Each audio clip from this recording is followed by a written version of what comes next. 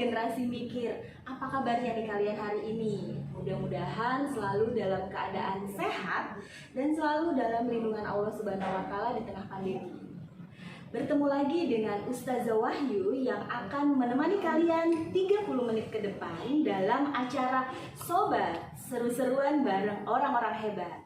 Nah, di Sobat episode perdana kali ini, saya akan hadir bersama orang-orang hebat yang akan menyajikan obrolan yang menarik dalam rangka menebarkan energi positif untuk kalian generasi pemikir.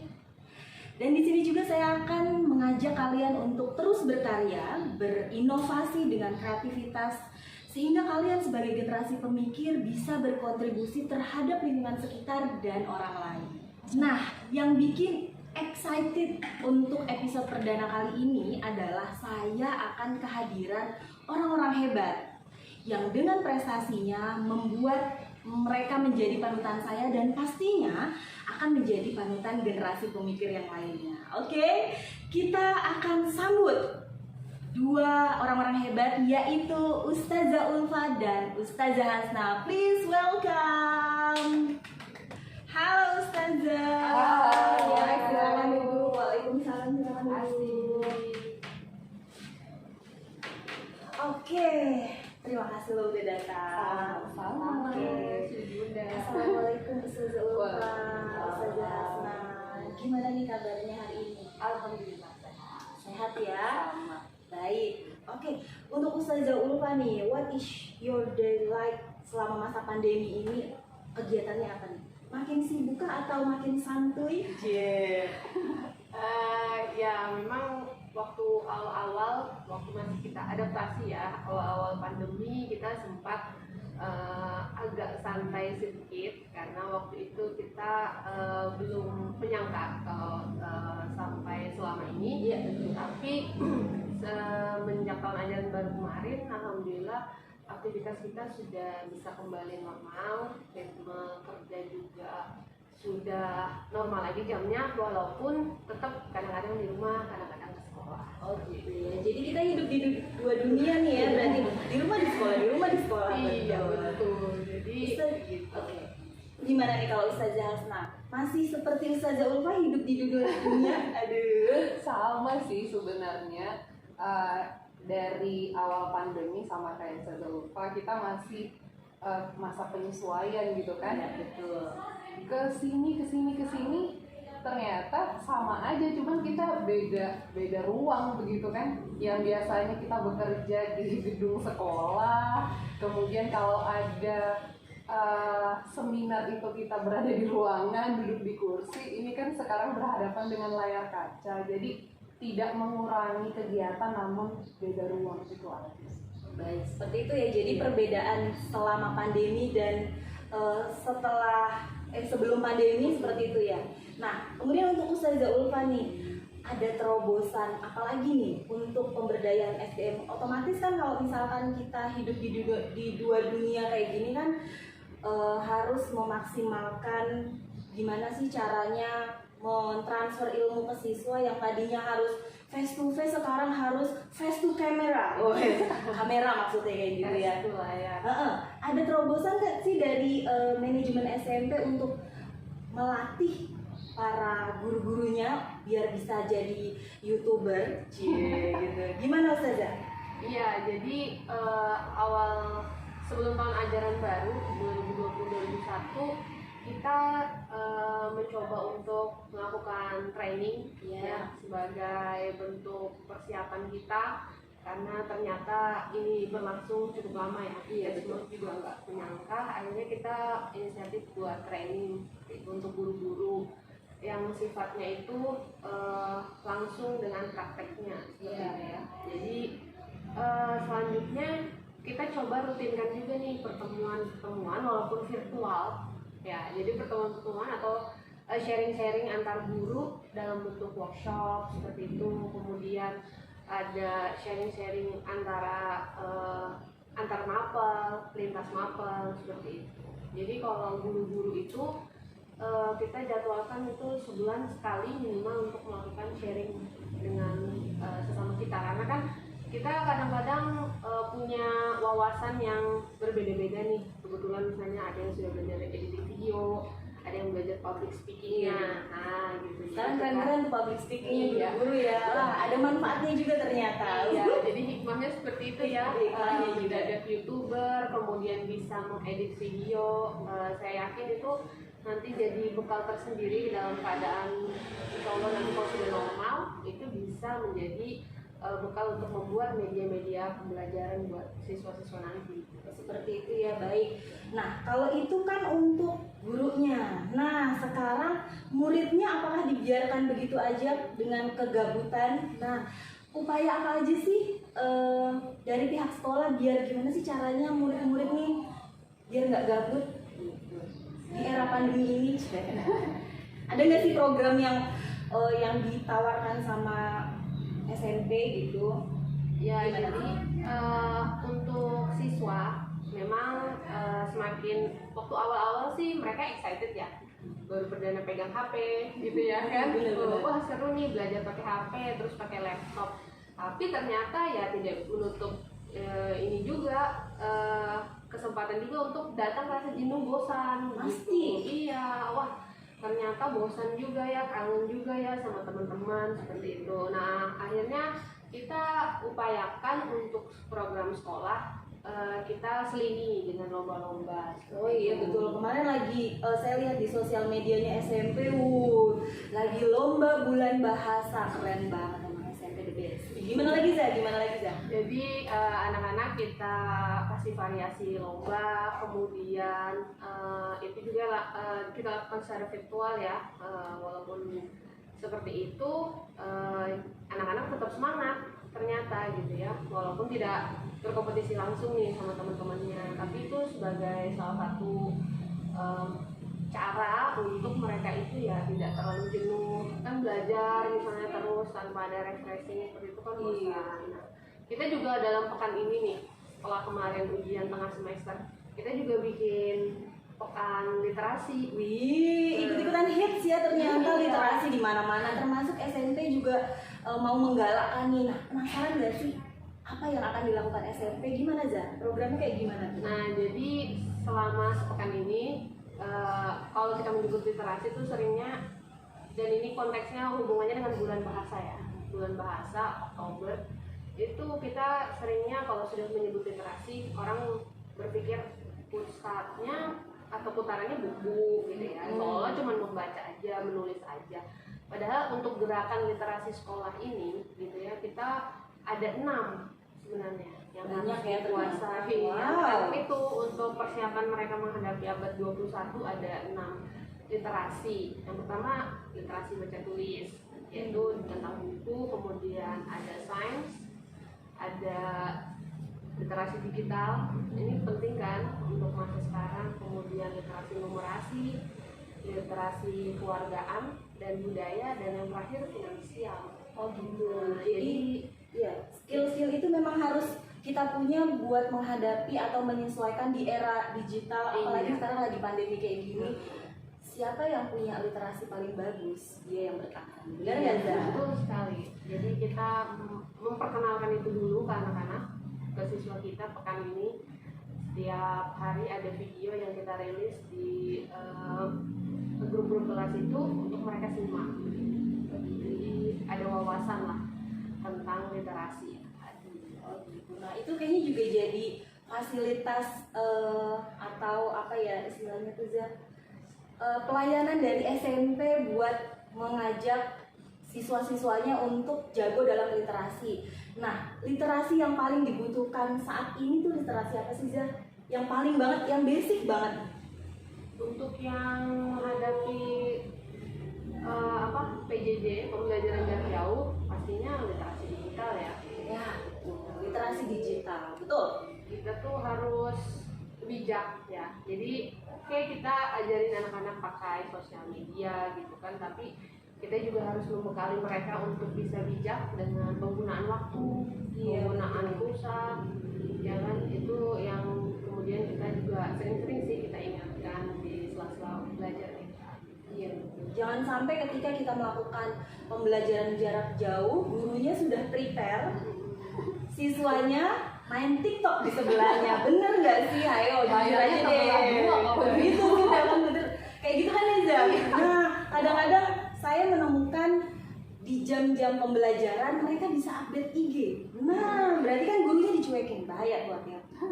Oke, bicara tentang literasi, kita juga hari ini kedatangan seorang wanita hebat, wanita hebat yang baru saja mendapatkan prestasinya, membawa nama baik SMP khususnya dan di Yayasan As-Samil di kancah persilatan di Kalimantan Timur. Jadi ya betul, dia ini baru saja memenangkan lomba memotivasi siswa yang dilaksanakan oleh Badan Bahasa 1 Kalimantan Timur. Jadi beliau ini juara harapan kedua di semua sekolah jenjang sekolah SD, SMP, SMA Kalimantan Timur. Luar biasa. Oke, kita kenalan dulu ya dengan sosoknya ini. Namanya adalah siapa Zah? Kenalan sendiri aja ya. Aduh, ini gak jemputan. Nama saya Hasna Sofia. Saya mengajar di SMP ITB-HBS. Guru berprestasi gitu. Dilihat dari cara berbicaranya aja sudah wow. Nah, Zah, bisa sharing-sharing nggak sih kemarin tuh taunya dari mana? Terus apa motivasinya kok mau-mauan gitu di antara nggak ada yang mau? Gimana Zah? Jadi awalnya itu sebenarnya lucu sih. Pertama dapat informasi ada lomba itu kan dari pihak manajemen ya. Tiba-tiba siang-siang tuh dapat japrian tuh, dapat juknis beberapa gambar gitu kan. Terus pesan di bawahnya bukan ada kalimat pilihan, biasanya kan Zah mau ikut nggak gitu ya. Biasanya sudah ditodong ya. Harus ya. Ikut ya, udah bisa doang. Aduh, ini ada surat perintah. Ini bukan kita sudah kan ikut ya di tengah-tengah setumpuk RPP, ngolah nilai, terus hubungin orang tua gitu kan. Oke, diterima. Terus baca lagi juknisnya, memotivasi gitu ya. Ya Allah, ini hal pertama yang ada dalam benak saya itu gimana caranya emang yang mendengarkan ini termotivasi gitu kan secara tentang bahasa. Jadi memang berhubungan dengan literasi, akhirnya kenapa pengen ikutan ya itu tadi. Saya coba angkat gagasan yang dekat dengan saya gitu, anak-anak. Ya kalau di video itu saya bikin pertanyaan, kenapa sih kita tuh perlu belajar bahasa Indonesia? Iya gitu betul, itu penting banget tuh. Iya kan? Bagaimana cara kita mentransfer ilmu sebagai para pendidik nih ke siswa-siswa kita bahasa Indonesia. Benar nggak sih Zah kayak gitu, ada ininya tuh kayaknya. Ya jadi kenapa saya pengen ikut memang awalnya dari kegelisahan, selain karena todongan yang pertama, yang kedua akhirnya coba cari gagasan karena kegelisahan itu. Akhirnya oh ya coba deh cari hal-hal sederhana aja yang mau diangkat, paling tidak yang mendengarkan atau yang menyimak video itu bisa sadar gitu. Sebenarnya sadar atau tidak sadar saya kembalikan, tapi kita berharap gitu kan Zah. Dan pastinya dapat pahala Ustazah kalau ada generasi mikir yang melihat videonya kemudian termotivasi, oh iya selama ini saya ngomongnya bahasa kebanyakan bahasa informal yang tidak baku. Sampai saya pernah ya sampaikan ke anak-anak gitu, biasa di soal itu kan ada diminta tentukan gagasan pokok dari paragraf di atas gitu ya. Terus anak-anak kan kalau memang secara teoritis itu ada ilmunya gitu untuk menentukan gagasan pokok, tapi secara kehidupan nyata saya pernah bilang kalian nggak usah pusing dengan soal menentukan gagasan pokok. Coba kalian di rumah, di sekolah dinasihatin guru BK selama 30 menit, kemudian keluar tuh dari ruang BK ditanya tadi guru BK ceramahin apa aja gitu. Itu Zah tadi saya disuruh kayak gini, terus katanya nggak boleh ini lagi. Nah secara tidak langsung kalian sudah mengamalkan yang namanya menentukan gagasan pokok. Jadi sebenarnya bahasa itu melekat sekali dengan kehidupan kita. Nah kemudian pengalamannya gimana sih cara mengumpulkannya atau gimana cara gimana sih proses apakah karyanya. iya betul, proses karyanya apakah menggunakan video atau harus tampil di Balikpapan atau Samarinda, kita nggak tahu ya Sob, silakan cerita aja. Tapi benar sih yang disampaikan Ustazah Ulfa itu mengenai pelatihan-pelatihan yang selama ini dilaksanakan itu memang punya efek gitu. Tidak sekadar dilaksanakan pelatihannya, tapi buat saya pribadi dapat efeknya. Yang pertama tentang public speaking itu pasti selama ini kita dituntut untuk buat media pembelajaran, buat video pelatihan tuh depan kamera, bayangkan. Aduh, terus ada pelatihan di depan kamera kan kemarin. Iya, materinya ada di sini. Ini maksudnya Jadi gimana caranya cahaya tuh harus pas gitu kan. Ada pelatihan ngedit dan itu semuanya saya pakai di beberapa kali ini. Saya yang gagap, saya jujur saya gagap sama media-media itu yang cuma bisa ngomong doang gitu terus harus dihadapkan dengan berbagai media. Dan kemarin itu memang proses rekamannya di perpustakaan daerah. Karena saya tidak bisa sendirian pemirsa, saya harus bawa orang. Saya bawa lagi orang sebelah. siapa ya? Rekaman. Jadi banyak. Iya. Jadi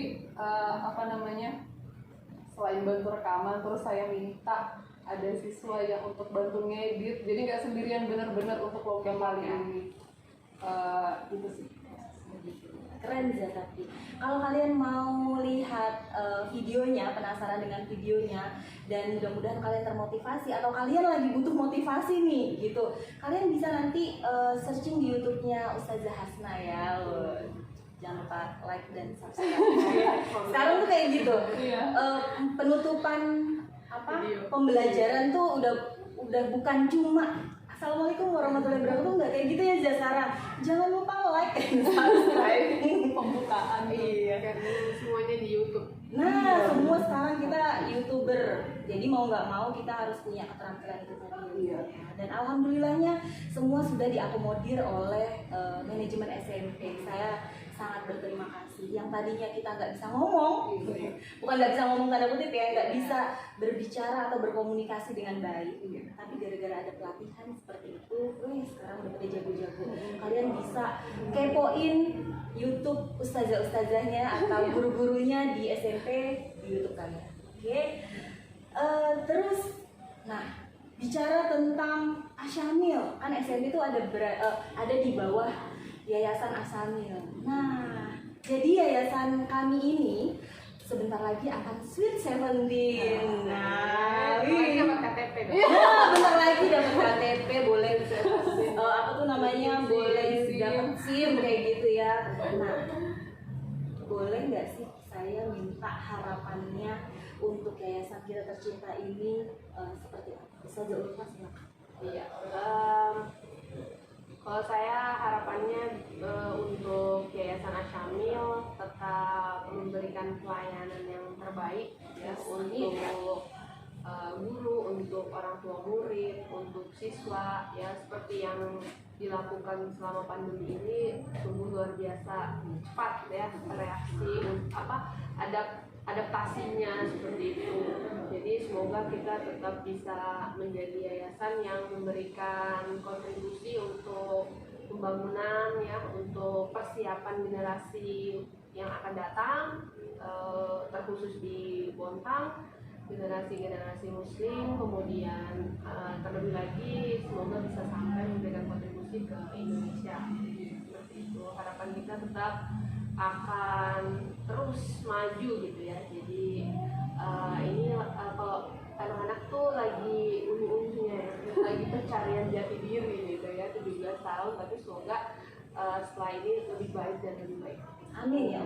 Sekarang gimana Ustazah? Nah, harapannya apa nih untuk yayasan kita tercinta?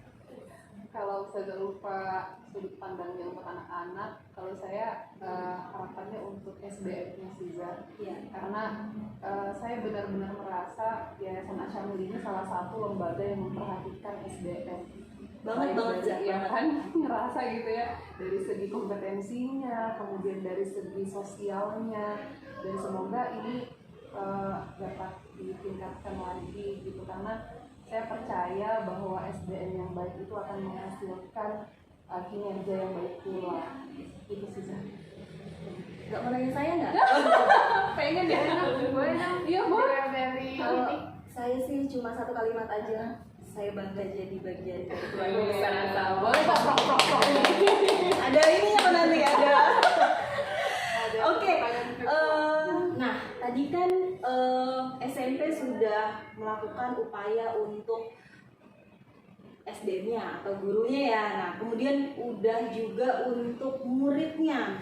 Kan kolaborasi yang baik itu harus dari orang tua, murid, dan siswa gitu ya, atau sekolah ya. Nah kalau untuk orang tuanya gimana Ustazah? Ada nggak sih program yang dilakukan oleh SMP agar terjadi ini yang baik? Untuk awal tahun ajaran kemarin kita sudah secara bergiliran kelas 7, 8, dan 9 kita lakukan parenting. Karena kita dari pihak yayasan itu menggagas parenting untuk semua unit, bahkan dari TK sampai SMA. Karena kita menyadari bahwa kondisi belajar pada masa pandemi ini selain peran guru yang mencoba untuk mengubah ya, membuat pembelajaran itu secara virtual, peran orang tua sangat besar Iya, untuk melakukan pengawasan terhadap anak-anak. Dan ya sepertinya memang jadi fenomena tersendiri, tingkat stres tiba-tiba dia Iya, itu banyak banget tuh di sosial media Iya. yang menunjukkan orang tuanya stres, darah Iya, tinggi. Wah, ternyata tidak mudah ya kayak gitu nggak sih orang tua? mendidik anaknya di rumah. Jadi kita coba untuk memberikan wawasan baru terhadap orang tua, bagaimana melakukan pendampingan, dan kita melakukan beberapa kali training parenting untuk kelas 7, 8, dan 9. Semua orang tua kita undang ya, supaya kita bisa sama-sama menyatukan persepsi terkait PJJ ini. Pemerintah sudah menurunkan ya standar kurikulum, sehingga kita tidak perlu terlalu memaksa anak seperti itu. Yang penting anak-anak bisa menjalani belajar di rumahnya dengan fun seperti itu, dan itu perlu tambahan wawasan dari orang tuanya seperti itu. Dan alhamdulillah ya kami memberikan bentuknya training parenting tadi, kerjasama dengan MC Kuadrat KRI di Jakarta. Tuh pematerinya aja didatangkan dari Jakarta, kurang apa sih? Orang tua luar biasa ya. Jadi ini saya kayak semacam stress healing untuk orang tua juga ya, Ya, mendengarkan akhirnya tergugah, oh ya selama ini saya terlalu lalai sama anak, oh kayaknya saya terlalu membebaskan seperti ini. Oke, bincang-bincang kita luar biasa hari ini, seru banget ya. Aduh, saya episode perdana kali ini tuh luar biasa, langsung kedatangan orang-orang super sibuk gitu, dan alhamdulillah semoga pembicaraan kita bukan hanya sekedar omong kosong, omong-omong nggak jelas gitu. Mudah-mudahan bisa diambil manfaatnya untuk kalian dan kalian sendiri. Oke, sampai ketemu minggu depan atau di episode selanjutnya. Baik, assalamualaikum warahmatullahi wabarakatuh.